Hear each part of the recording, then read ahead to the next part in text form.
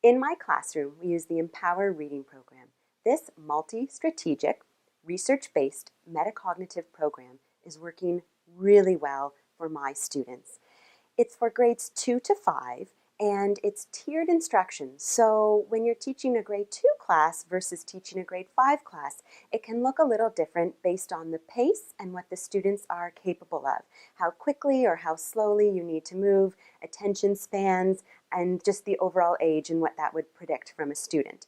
There are many different program design features. Some that stick out the most and that have been the most influential in my classroom is the self-talk strategy, or a dialogue that students are given, and it helps them choose which strategy they want to use and really think about what they're doing, to be aware and really involved in the reading process.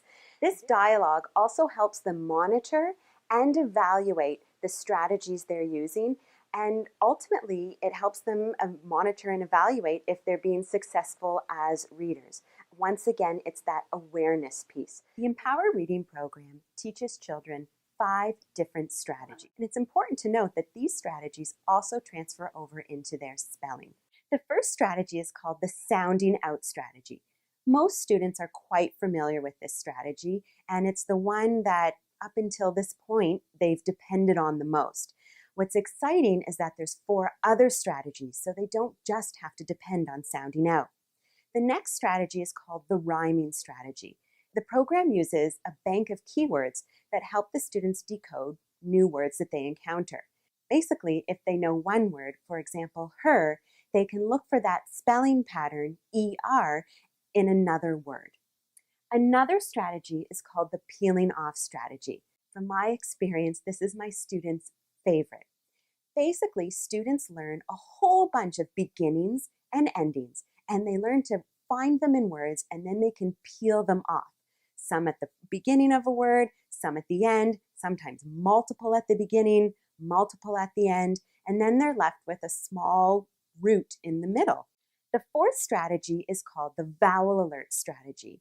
As many of us know, vowels have different sounds. The vowel alert strategy basically tells students that they need to stop and really think about what sound the vowel is going to make.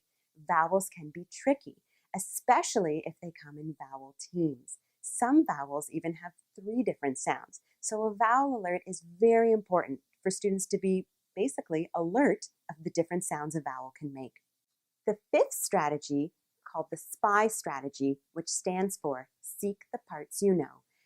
By the time students get to this strategy, they've already learned a lot of words. So this strategy allows students to use the words they know when they're decoding a word, sort of like an I spy for reading. Once students have learned multiple strategies, they are able to apply something called the game plan. The game plan helps students manage the strategies, and it also helps them decide which strategy would be the best to use for different words. So for example, you're going to attack a long word different than you would attack a short word.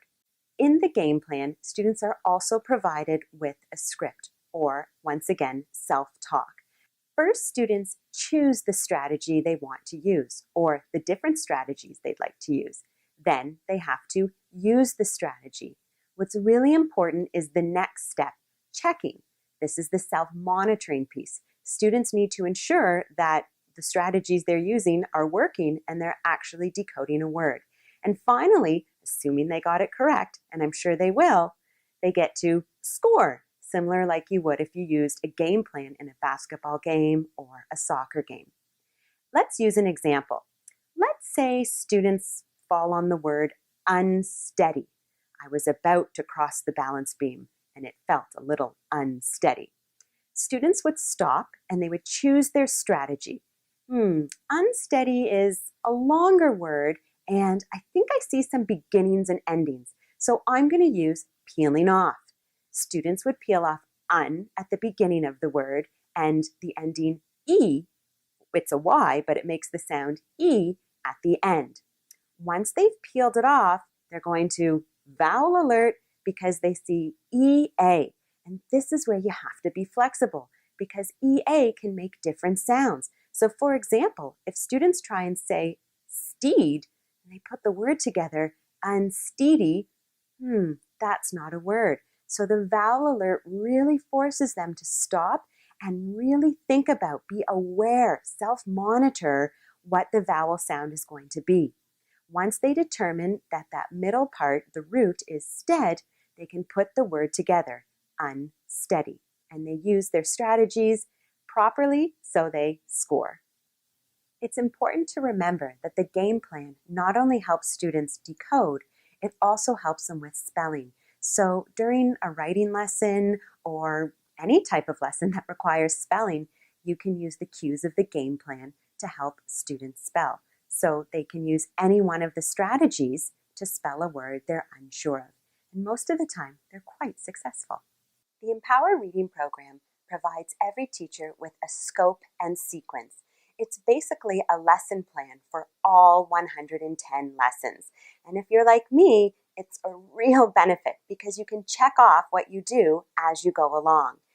Each lesson is approximately 1 hour, and it involves pre-skills, lots of review, consolidation. Everything happens in a sequential order, constantly building on one skill and getting ready for the next one. Each lesson also includes worksheet practice as well as application to stories. The program allows students to practice each strategy.